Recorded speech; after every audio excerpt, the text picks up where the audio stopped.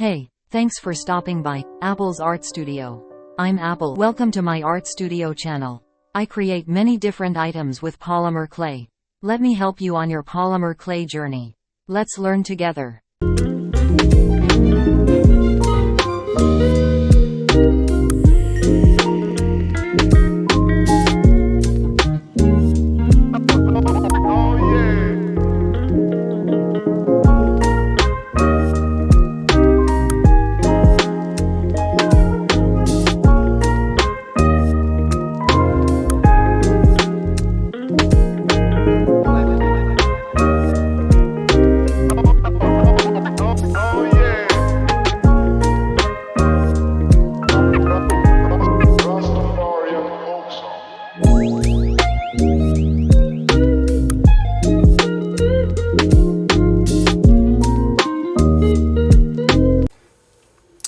You know, when I make tutorials, I usually have everything all cleaned up, nice and neat, and start from the beginning. Well, this is why I'm calling this tutorial backwards. This is the bracelet I ended up making. No clay, it's all beads, and it's not that wide. My arms are not that long, so if I was going to wear this for me, it's only like an inch wide, and it's very flexible and it's adjustable. So all of this that you see out here is what it took for me to decide what would be best to make this bracelet out of. So I wanted to show you the finished piece and then go through and show you the different things that I've tried and how they looked and why I didn't like them and why I ended up doing what I did. So I needed all this stuff out so I could make those decisions as I went along. So let's start with the bracelet bars. I guess that's what they're called. I've had these for years, and some people may not even know about them. Let me put a piece of black felt up here so maybe you can see this. Okay, this is the longest one. Let me get it in focus.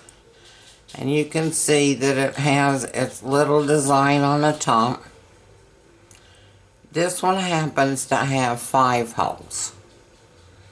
And this is the one that I used on the bracelet I just showed you.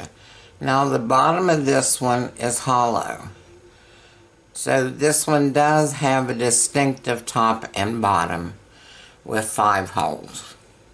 Now does that mean you have to put something through all 5 holes and string it from one to the other? Not necessarily. Okay, this is a smaller one that I have. And it has a more simple design on it. It only has 3 holes. And it has the design on the bottom side. So you have 2 sides with your holes and 2 sides with your little metal design.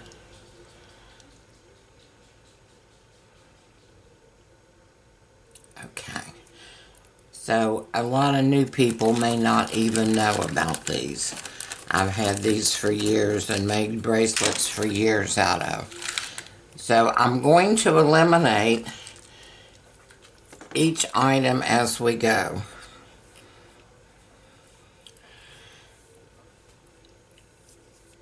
let me go through some of these tools real quick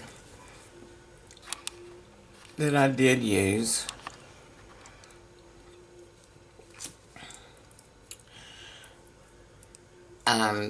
Maybe I didn't use them on the final project, but I did use these somewhere along the line. I added jump rings, so I have 2 pairs of needle nose pliers.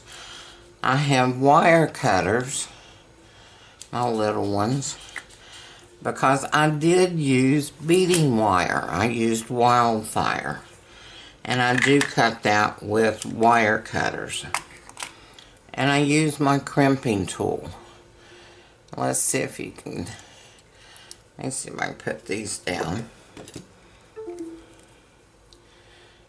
And you can see in there the little circles that are cut out. Those are to place your crimp beads in. And then you squish them shut, because if you don't get your crimp beads shut, your bracelet's not going to stay together at all. So let's put these aside for a minute. And some other things that I did use is some chain at the end, and I put an extension on it. I did use a small lobster claw clasp on it that I think's too small, but that was one of the only ones I had. So when I get larger ones, I will put a larger one on it. And I used my little seashell, and I actually made earrings and put it on my earring. But that's my little dangle piece right there, is this little seashell charm. And I added an extra jump ring just in the middle of this. So if the middle of this was where you needed to add your hook, then your bracelet wouldn't be as long, and you would have a little dangle charm on there. Okay, tweezers I did use, and you should have some beading needles, and I couldn't find mine. So luckily my sewing needles, my wire fit through there so I could get my beads on there quicker. But let me tell you, beading needles are much, much, much easier to use. Okay, things I tried that didn't really work.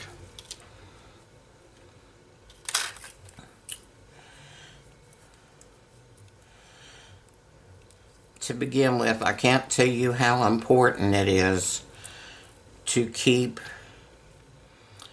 your wires or strings straight when you're doing this. I put 3 wires, the 3 center wires, into my bead, and actually into this bead as well, and then used my 2 outside wires to do my beads on. So at first I had this brilliant idea to use these round beads, and it looked like it had white webbing going through them. Can you see the webbing? Let me get one that has quite a bit. You can see the white in there. And I thought, oh, that'll look cool, especially if I could get my white wires lined up with the beads. Well, it wasn't that cool after all. I guess it is if you do something with just the beads and build it from there. That would probably look okay. But I didn't like it to alternate either with 1 or 2 of the beads, with my seahorse bead. It was just going to be too much. You know, I wanted seahorses going around my wrist. I didn't want all the extra stuff. So that's when I decided that I needed to do just the beads, the seahorse beads. What else did I try? I tried my little cone beads. And they may work somewhere. But I put the AB ones in that picks up all the different colors. And it just wasn't doing it. It was almost too fancy for these beads. Because I still was in the decision at this point to use the round beads and some gold seed beads on the sides. And I also tried... I don't have one of those. I tried different things to either go at the bottom of the seahorse beads or to put going up the sides. Well, I like these because they match more the design on my bar. But when I put them, I'd put them right here underneath and on top of my seahorse bead. And it just didn't sit right, didn't look right. So nothing about that worked at all.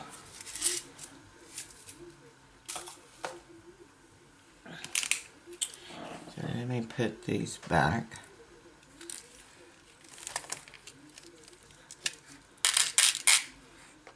And this is just my little additional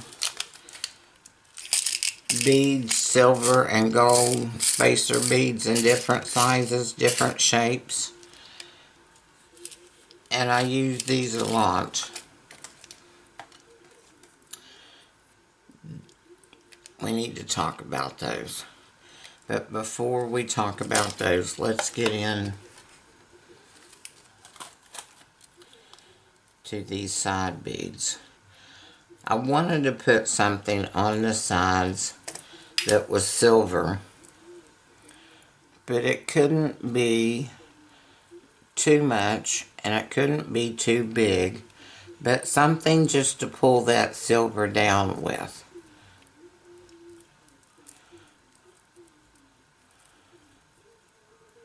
You can see there, that gives me just that little bit more silver. And for those, I used these flat little flowery looking spacers. And that was enough to give me the color I needed and the size that I needed. Now I have these in two different sizes. I had bought these years ago, and it's a bunch of those types of spacer beads in several different colors. There was golds and silvers and just different things. But you can see the difference here in these two sizes. And I thought those were just a little bit too large, so I did use the smaller ones.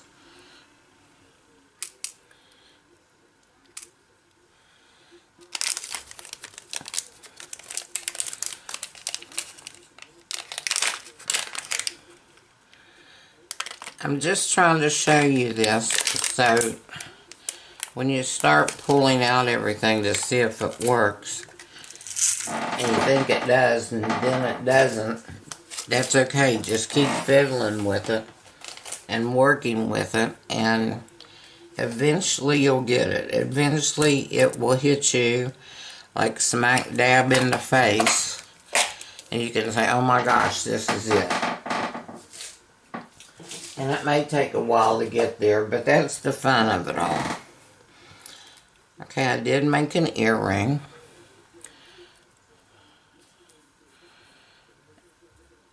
Let me get that.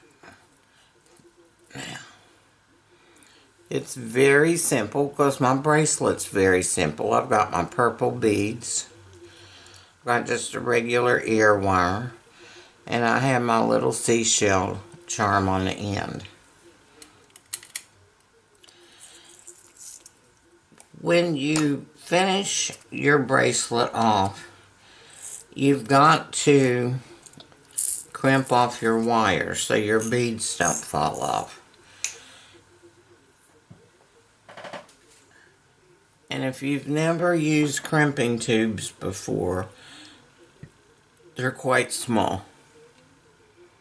I mean, this is it. But 3 of those wires fit through here. So I could put 3 of them together and crimp them. And then crimp the other 2 separately. And this is where I did that. I have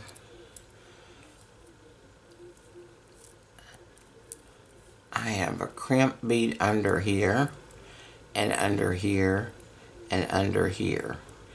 And those hook to my, my wires go through there and hook to my end piece. Also, you'll need something to cover up your crimp bead. So this is the crimp bead cover. And it is, mine come in all different shades here. Let me get a silver one since that's what we're using.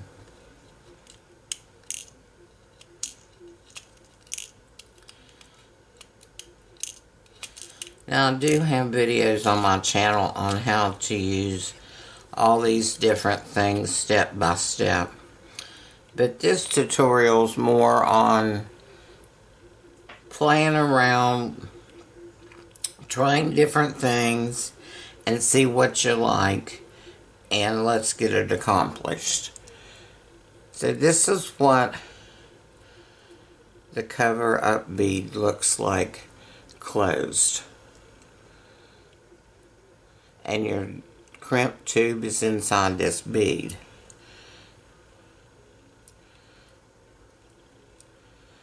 This is what it looks like before you close it. Let's see if I can get it to balance on there.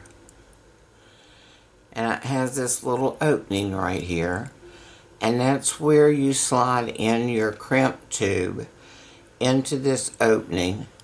Pull it over to the center of the cover-up bead. And then take your crimping pliers, or your regular pliers on this one actually, and just gently press it together and close it up. And these are crimp cover beads, and they cover up your tube with your wires going through it, and it looks like an actual bead on the end of your bracelet. I hope you understand why I left all this stuff out and go through it with you, because, you know, things that you think will work may, but you may not get the result you're wanting. I didn't use any of my eye pins or head pins or anything on this, but I had them out just in case. Let me put these okay.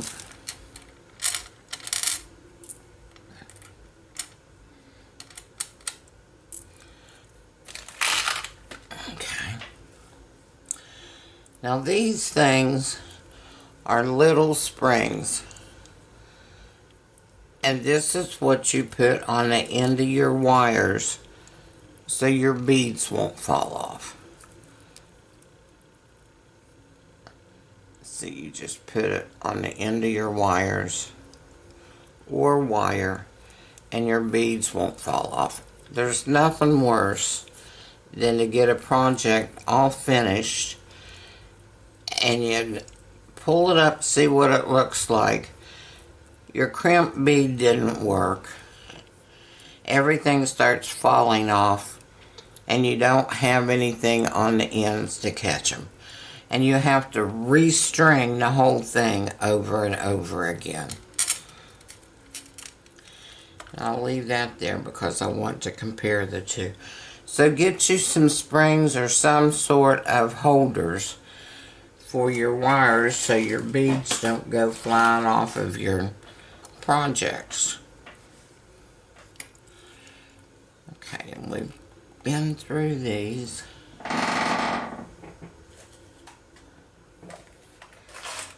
Let's go through this real quick. Okay, this is just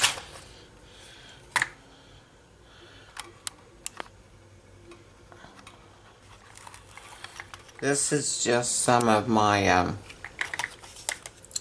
earrings or charms or whatever. You can use them for all sorts of different things. These are the ones that I used. These can be earrings, and you help put an earring hook on this end.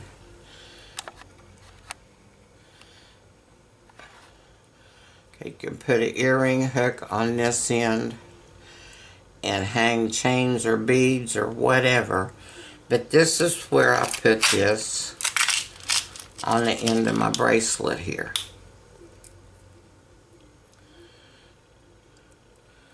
Right there, I hooked my wires going up to my, from my bracelet, one to each end and some in the middle, and then I hooked the end of my bracelet onto the one on the other end.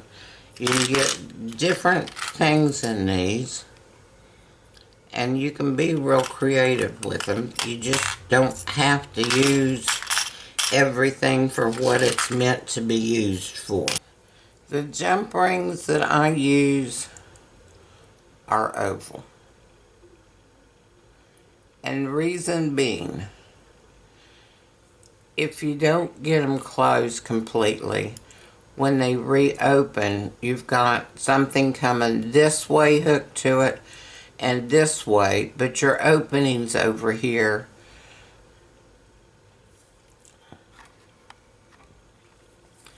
You can have a string of beads or something coming this way off of your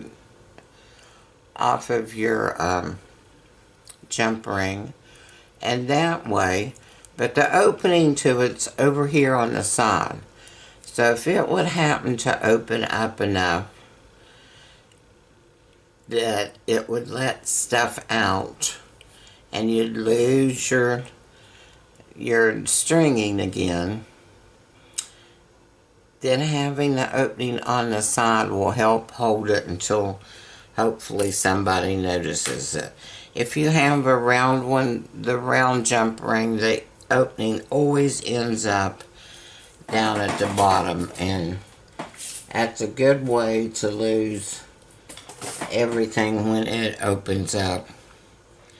Okay, we went through my wildfire, and this is 0.008 inches or 0.20 millimeters. This is white, and I've had this for a long time, and we're just now getting down to where I can see I'm going to have to order more. I always keep my handy little tape measure out, because you never know when you're going to need it. And this bracelet I wanted to make around 7.5 to 8 inches long. These are the main beads I used. And as you can see, the ones that are almost gone here, these purple ones, those are the ones that I used. So I think I'm going to look for some more sets of these in different colors because they're a good size, they're a good quality bead. I think I got these on Amazon, and they've got that pearlized finish to them to where they're not flat, but they're not real shiny. They're just real pretty.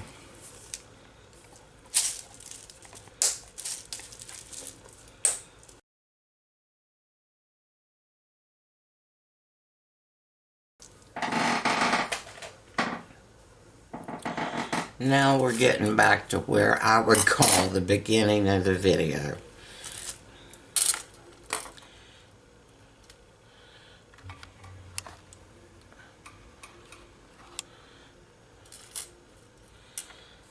What the basic thing that I learned by doing this is my seahorse bead was really not as big as it looks. Let me undo this so I can get this out straight.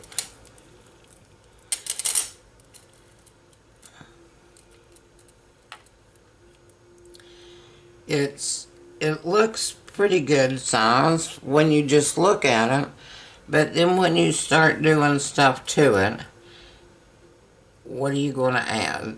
And after all of this playing for hours and hours and restringing and trying different things and everything else, I went back to the whole theory of if you want to show off anything, if you want to show off a picture or, you know, a painting or something, you put it in a frame.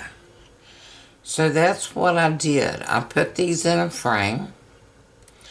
I made it real loose because I wanted this very flexible. And let me turn it over so you can see the design part. I put my 3 purple ones down here at the bottom, instead of trying to put in a silver metal piece. That was simple and simplistic, but really showed off the seahorse. Using all the same color helped connect it from end to end, instead of trying to use some of the more goldy beigey colors in it that I thought I wanted to use. You know, I thought I wanted something like this, but I didn't. There was too much space left. There's too many wires showing or possibility of showing, and it just didn't show off the seahorses. It was a mess. That's all there was to it. So when I realized I needed to frame it, that's what I did. I put it across the top, put them across the bottom. I put them up the sides with my little silver spacer in the middle. I put my ends on it, and actually my earring findings on the ends to hook it together. And that's how I came up with my bracelet, and that's how I came up with all the stuff on my work surface that we started out with. And this is where I ended up. So if you have any questions on this one, let me know. And I've got a couple more sets of beads that I found that are nice size, that I'm going to make some more of these because this was really fun and I enjoy doing it. It's not hard, and I enjoy trying the different things to see what it looks like, the different bead combinations, the color combinations, what works and what doesn't. So this was one thing I came up with, and I like that one. Here's some more beads that I'm going to do the same thing with. These are skull heads. And I'm actually going to make my own clay bracelet bars with these because I don't like the silver ones and I don't have any gold ones. Also, I've got some peacock feather beads. These are the same size as the seahorse beads. I'm going to do that in one. And then I have some round, real pretty butterfly beads. And I'm thinking about doing a big cuff-type necklace and adding these in the center and then making a pair of earrings out of the extra ones. So those will be coming up very soon.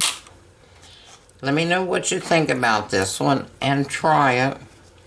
Don't forget to check out Susan Bailey's YouTube channel, Turtle Soup Beads, and I'll put all that information into the description because she's the beader. She's the queen beader.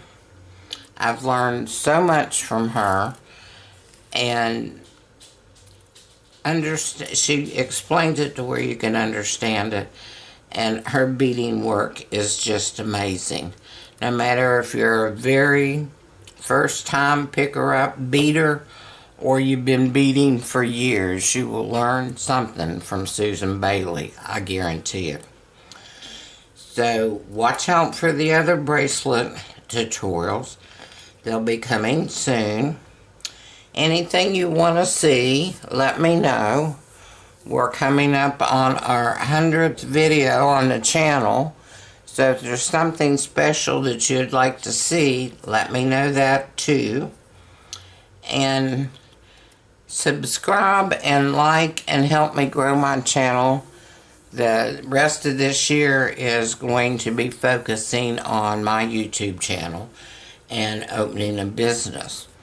So I hope you all enjoyed this, get something out of this, and understand why I called it backwards. So until next time, blessings.